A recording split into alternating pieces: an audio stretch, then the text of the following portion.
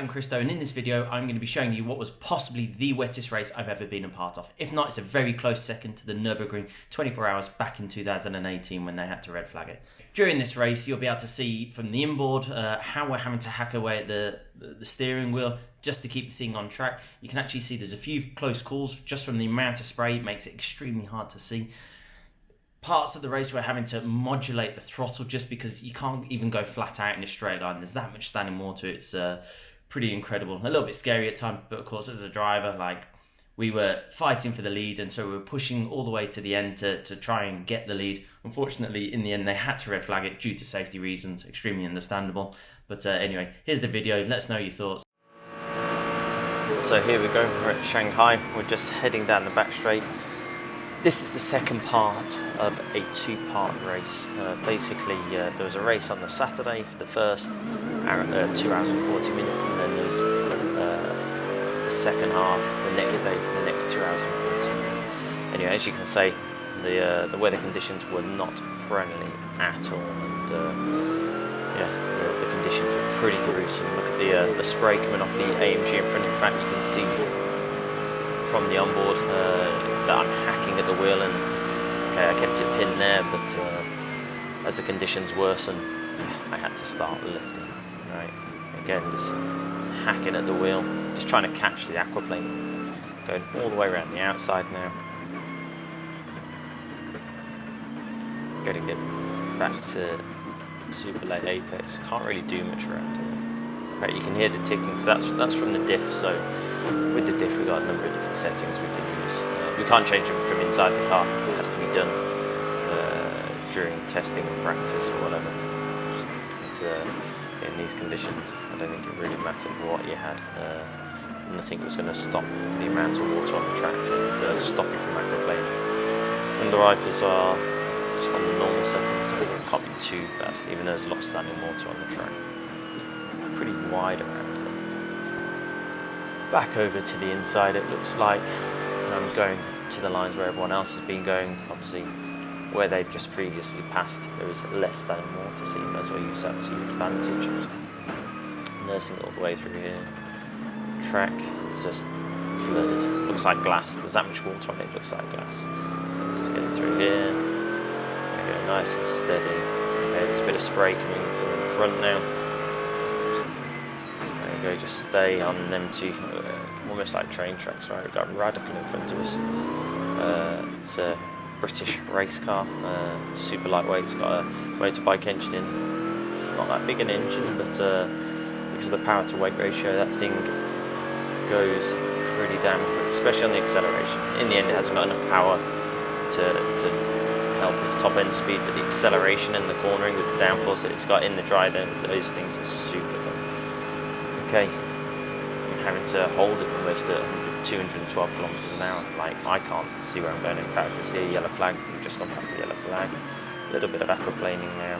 Right, and there's a car right in front of us. And this is what the scary thing is, and a reason that we have to go a bit slower in the wet, especially when there's a lot of spray, because points you can't see, and of course the last thing you want to do is go into the back of anyone else. Right, going back into the final corner. Ooh, a little snap.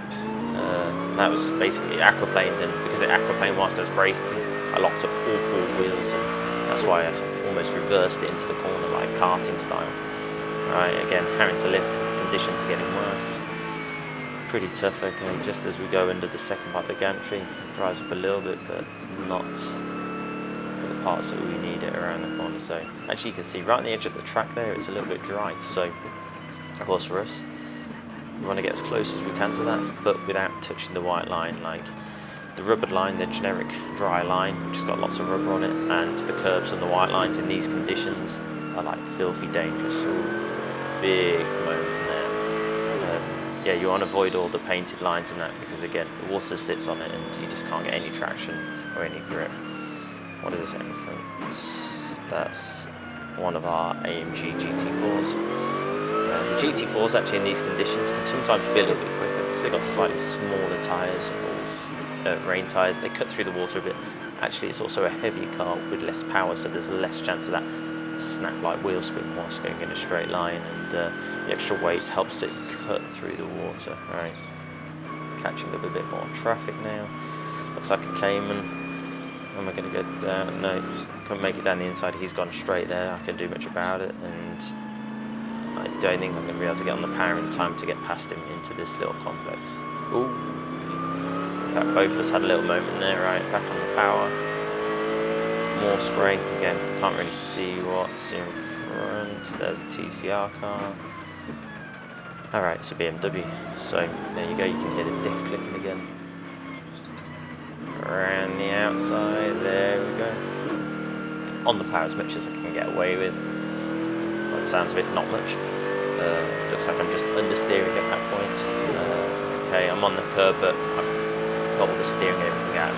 As you can see, I'm going a lot faster this lap. I'm staying right to the left-hand side. You can actually see where it's shining on the right-hand side where all the standing water is. I suppose because it's slightly sloped, it's a little bit dry there, and I've had to lift. But in the end, got to a hell of a lot higher top speeds than the previous lap. Right, go super deep into this corner, get it turned, squirt it on the power, off we go. Yeah, in these conditions, especially at a hairpin,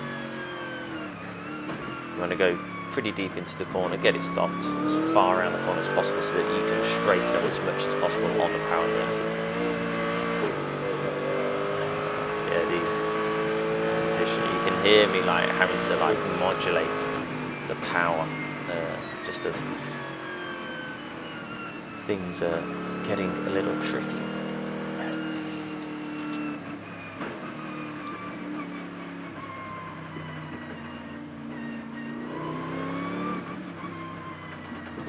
Steady through. So we've got another AMG in front of us. Can't quite tell whether that's GT3 or yeah, it's a GT4. Right, okay. So I had a feeling that, or I was hoping that he was going to stay in the middle, thankfully he did. Hack the wheel a little bit more as we aquaplane. Right, let's try around the outside. Okay, back to the inside, getting on the power. Full power here, there we go, starting to look good. Right, okay.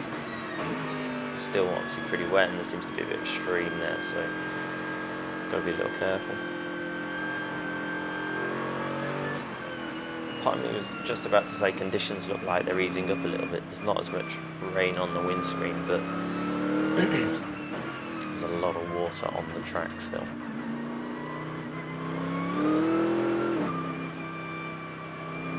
At this point, I think we're running second or third in the race, and of course, all I was thinking is like, right, let's just keep digging deep and seeing where I can get to. Just try and see for a start. The spray doesn't make it easy. Right, okay, thank you very much. TCR car on the power. There we go. Look at the bit of understeer there. But I suppose we can use that little bit of camber, natural camber from the corner. Right, we've got an Audi R8 deciding that he wants to change lanes. Okay, if I was him, I'd be sticking over to the left-hand side, as I am. Yeah, this top speeds are way better now. There we go. What's that? 244 or something. Super straight into the corner. There we go. This is this V shape that I want to have. So getting it stopped, getting it turned, straighten him as much as I can on the power. Like tyre, the less you ask from the tyre in these conditions, the better. Little silent heart attack that you get just as it aquaplanes. Okay, seems that this part of the track is raining a bit hard, and you can see me like fighting with the wheel, even in a straight line. All the way around the outside, you can see how much extra grip there is. Okay, I know I'm in a GT3 car compared to a TCR car, but around these kind of corners there's not massive amounts of difference, and in these conditions it's not exactly like you can use all the downforce either. Obviously downforce, the quicker you go the more downforce you get to a certain extent. Back on the power here, easing off. Obviously scared myself the previous lap, so decided to take a different strategy. That little king. Better, right, and the gantry, get that little bit of wheel spin. So I've got 3 cars ahead of me, so of course it's hard enough sometimes overtaking one car with the amount of spray. In fact, that is a BMW M6, or you hear that. I remember thinking that actually when I went for that move. It's like, right, just go down here because of the speed that they were going, and then suddenly I was watching that gap just disappear, and I was just thinking, oh no, like, don't aquaplane now. Anyway, thankfully, got away with it. 2 more cars ahead. Will I be able to power past them on the straight? Do I have the time to? Yeah, there we go, got past 1, got past 2, got them on the well apart. Can I get it slowed down? Yeah, there we go, that's all good. Looking good. Everything's under control, kind of. Oh no. Okay, spoke too soon, just stuck a wheel on the white line, and you just saw me just having to correct it. And I just couldn't get enough power, the thing just started slipping to the main straight. So the little map in the corner, how far down the straight we are. I'm going to be reaching our braking point. There we go, 247 kilometers an hour on that lap, so obviously the track I think is drying a fraction more now, so keep it to the corner, maximise the look of the track. All looking good. Little silent lock-up.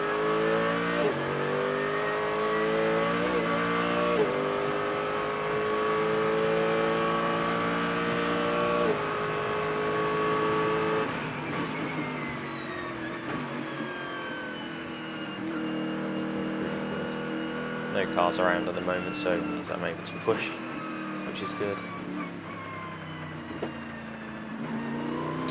Another one just ahead, maybe another TCR car.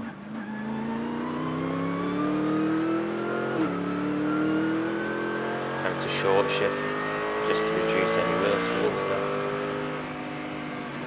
There we go. There we go, a few movements, right, going back into control, in the middle of the track. Looks like we've got a Porsche Cup car ahead of us as well. Slide the track, there we go, down. Got the Porsche Cup car defending or wondering a little bit.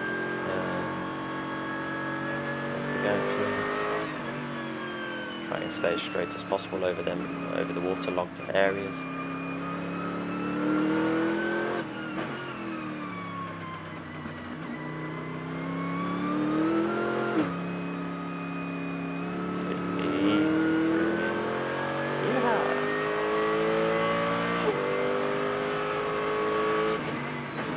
Civilized lap this one.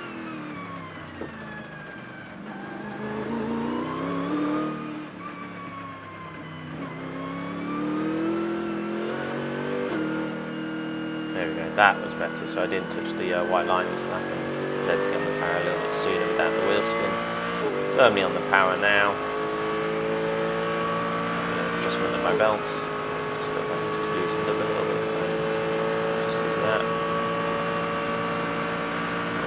Dash, making sure everything's good. Yeah, look at this, top speed's way high now. There we go, 250 clicks. So the track is eventually drying, which is good. Can't be falling still.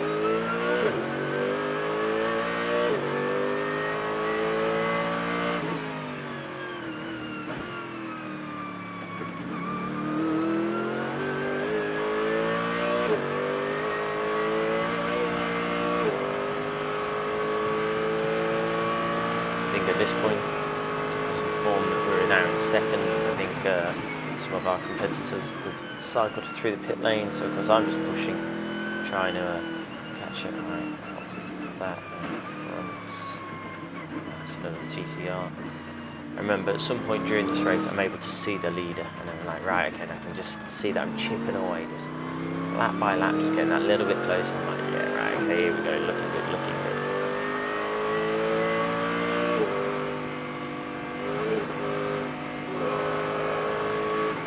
Heart sinks when that happens, especially when there's a car around, because like I said earlier, when there's no car, it doesn't matter. If you make a mistake and you're aquaplaning, you sort of go straight, like as long as it's down the track. When there's another car there, you do not want to slide into them, because more than likely at these kind of speeds, that's going to be your race over.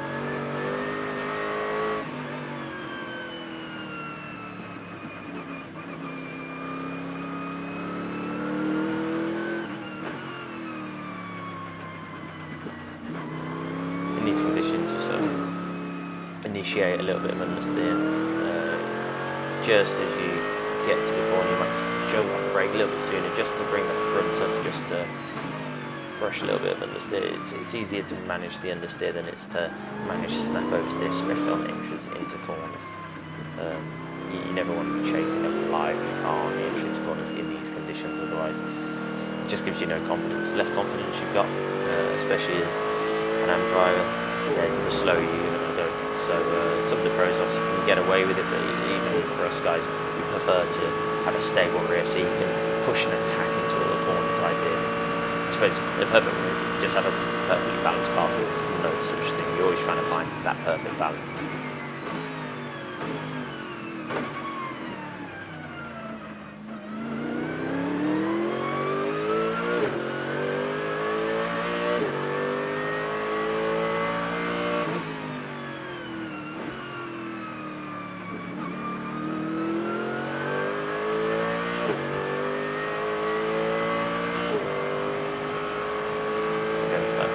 So I'm moving over to the left just to get out of the spray. It's like the car in front's got the same idea though, right? It's yellow flag, there we go, car in the corner. And I thought that was another one then. So we've got an Audi R8 right in front of us. Where's he going? Right, straight down the inside, there we go. Haven't lost too much time overtaking there, just have to be a little bit more cautious on the power. Actually, it's definitely starting to rain more. I don't think that's the spray from the car in front. So they're using the lines created from the cars in front to be able to do that little section a bit quicker. Yeah, look, it's starting to open.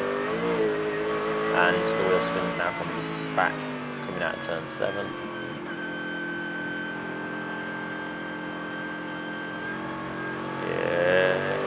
Hear it as well now, and you can see suddenly the steering wheels become a lot more active. I'm starting to have to react to the aquaplane.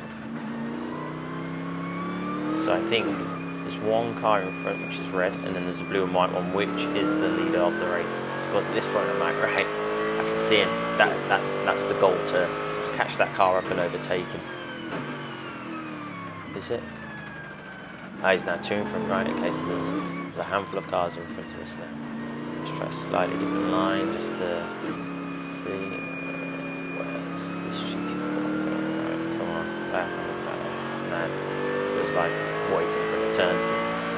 Yeah, look at this spray now, that's a hell of a lot worse. So, right, going down the outside. I remember that. This is what I was saying earlier about spray ball. That now, so I'm hacking at the wheel as well, and I've had to reduce my top speed to 220, so we're 30 kilometers down compared to what we were earlier. Yeah, conditions have definitely got worse. Back on the panel, go through the gears. Now I'm hacking now, which is a first, haven't had that yet. Brake. Oh, one little car's gone off. Where's he going? I can see him coming back across, and I'm like, oh mate, just stay there. Because I knew that it was super wet on the left. And listen to that wheel spin. There we go, I'm not even doing it, which is 90. Double yellows. Hanging on the cell.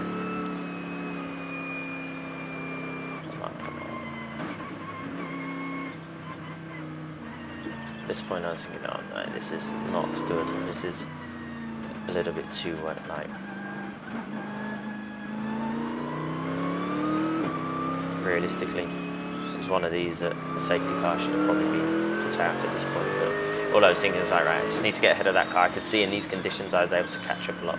Oh man. You can see I'm just like dancing across the track, catching it, saving it, catching it, saving it. Power here, really short shifted. Right, there we go. Come on, go, go, go, go, go. Yeah, conditions are terrible now. Like, what I've found in China is when it rains, it really rains. Oh, I've got a GT4. Again, you're just praying that you don't aquaplane. And And I think you might have just heard me shout. Yeah, at this point it was red flagged. I saw the red flag, and unfortunately I was like, oh man, lost opportunity. We're catching up, and ooh, you can see the understeer just there. Pretty wild, but yeah, in the end it was the right decision. Sounds like I'm talking on the radio, but can't quite make it out, and now we're not having to brake as hard on the limit. You can hear the brakes squealing. Everything's cooled down. In fact, if you look at the dash, I've got a yellow strip going across the top. I remember that was the engine water temperature, just from the amount of water, and obviously having to short shift. Everything just cooled down to below some of the thresholds that they're meant to be at. And yeah, unfortunately, at this point, after the weather had passed, or it took too long for the weather to pass, and of course, in the end, they had to cancel the remainder of the race. It was a real shame because there was about 30 minutes to go at this point, and we were catching up at least half a second a lap, and it looks like we had the opportunity to win this race, which would obviously been great, but in the end we had to settle for second, and make sure that we come back and beat them next time. There we go, yeah, red flags. Give my mate, I can't remember who was in the car, whether it was Nick Yellowly or Jesse Crone, but just gave him a little wave there, and that was the end of that. So there we go. Of course, like I said, they had to red flag it in the end just because there was that much standing water. A car had crashed at the end of the straight, another one on the start and finish line, and there was also a third car that had spun in the middle of the circuit and didn't look like he was able to get restarted. It was the right call at the right time, but yeah, I think you might even hear me scream, as I sort of had the feeling that they were going to be red flagging it at some point, and all I was thinking is, if I can just get ahead of the car in front and do at least one lap past the line, this might be our chance to win the race before it drops, well, before it goes to red. But anyway, it's a shame they didn't restart the race. There wasn't enough time to restart it in the end before the rest of the races that weekend. But yeah, anyway, hope you liked the video. Like, subscribe, comment, tag your mates in it, and look forward to posting my next video soon. Cheers.